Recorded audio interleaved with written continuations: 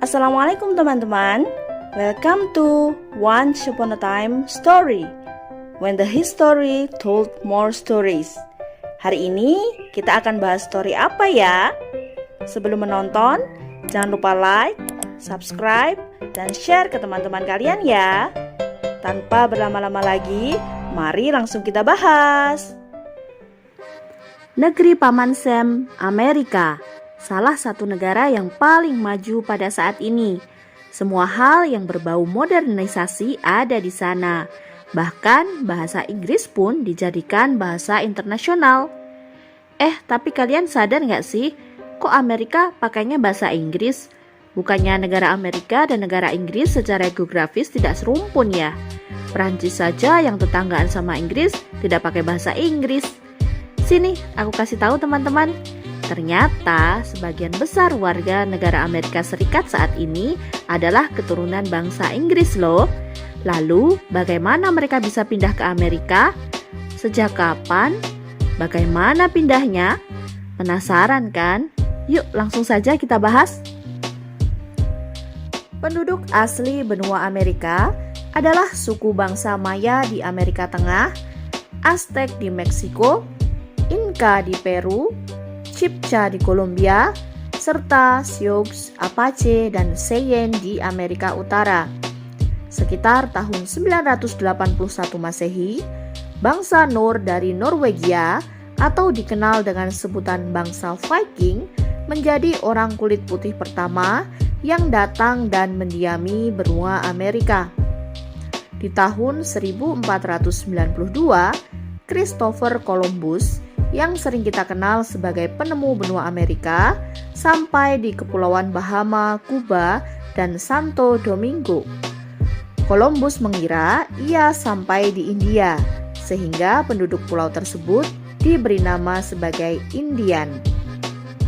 Setelah kedatangannya, banyak bangsa Spanyol hingga Portugis berdatangan ke benua Amerika. Bahkan, Meksiko berhasil mengambil Amerika Tengah dan Spanyol menjajah Amerika Selatan. Hanya Amerika Utara yang belum diduduki oleh koloni negara manapun. Oleh karenanya, di abad ke-17 terjadi perebutan Amerika Utara oleh Prancis, Inggris, dan Belanda. Koloni Inggris berhasil menduduki sepanjang pantai timur Amerika Utara. Awalnya mereka mendirikan 13 negara koloni, yaitu Virginia, Massachusetts, Georgia, Delaware, Pennsylvania, New Jersey, Connecticut, Maryland, South Carolina, New Hampshire, New York, North Carolina, dan Rhode Island. Ke-13 negara koloni tersebut sebenarnya mempunyai cita-cita untuk menjadi negara mandiri yang lepas dari monarki Inggris. Akan tetapi, Inggris tidak bisa melepas secara penuh dengan masih dikendalikannya semua aspek kehidupan di sana. Permasalahan bermula ketika Inggris mulai menerapkan kebijakan-kebijakan yang mencekik untuk ke-13 negara koloni tersebut, seperti pajak yang sangat memberatkan. Mulai dari sini, negara-negara koloni tersebut semakin ingin lepas dari Inggris, yang nantinya disebut dengan Revolusi Amerika.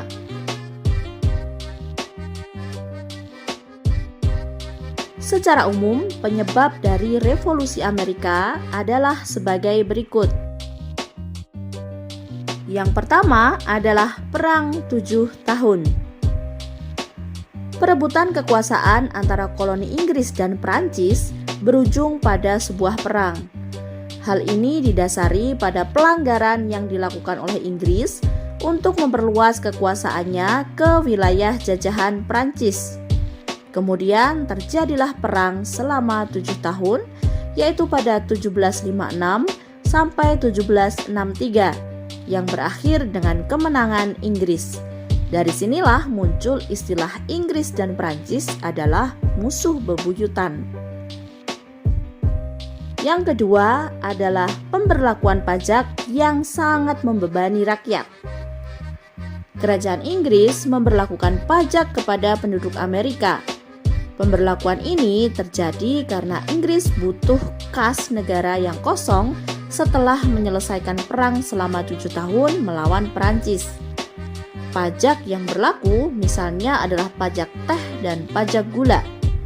Rakyat Amerika di sini sangat terbebani. Ditambah tidak adanya perwakilan di parlemen Inggris. Hal ini memicu perlawanan mereka yang dimulai pada tahun 1765.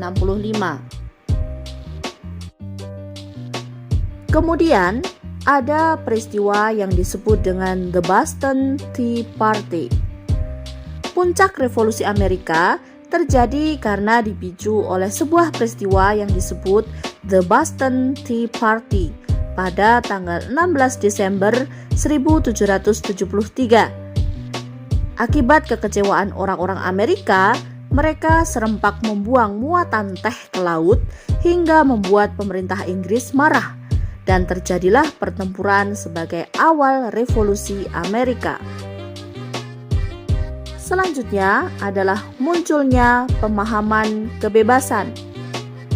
Tekanan koloni Amerika dari segi ekonomi, sosial, politik, dan bahkan agama yang diterapkan di Inggris menciptakan koloni baru yang didirikan oleh penduduk pelarian.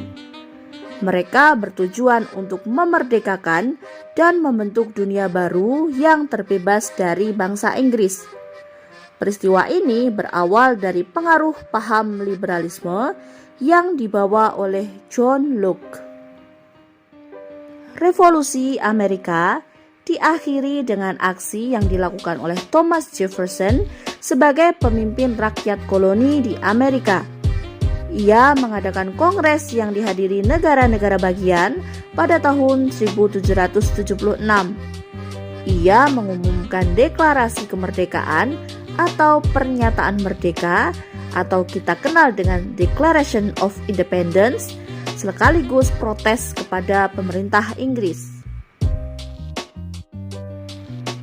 Tak tinggal diam, pemerintah Inggris menyikapinya dengan keras, sehingga terjadilah Perang Kemerdekaan Amerika Serikat pada tahun 1776 sampai 1783. Rakyat koloni Amerika dipimpin oleh George Washington berhasil mengalahkan pasukan Inggris pada pertempuran di Lexington. Pasukan Amerika juga dibantu oleh Prancis dan Belanda yang mengirimkan sejumlah pasukan dan senjata. Akhirnya tahun 1781 Inggris menyerah, dan tahun 1783 Amerika dan Inggris menyepakati perjanjian Versailles tentang pengakuan kemerdekaan Amerika Serikat. Setelah itu, Prancis menghadiahkan patung Liberty untuk Amerika. Liberty artinya adalah kebebasan, karena Amerika sudah terbebas dari Inggris.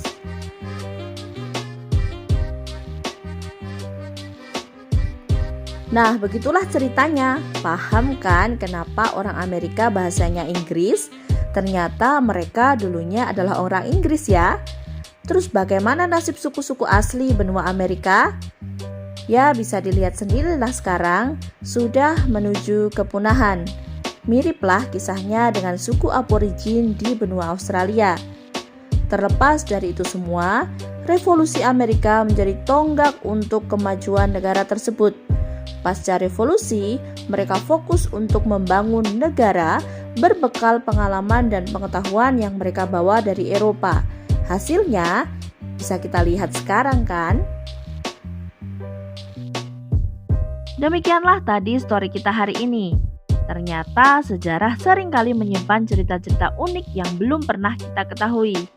Semoga pembahasan tadi menambah pengetahuan teman-teman semua ya. Next, kita akan kembali dengan story yang tidak kalah serunya. Jangan lupa like, subscribe, dan share ke teman-teman kalian ya, supaya kita lebih semangat lagi berbagi cerita dengan kalian semua. Sampai jumpa di video selanjutnya. Salam Historia, Wassalamualaikum.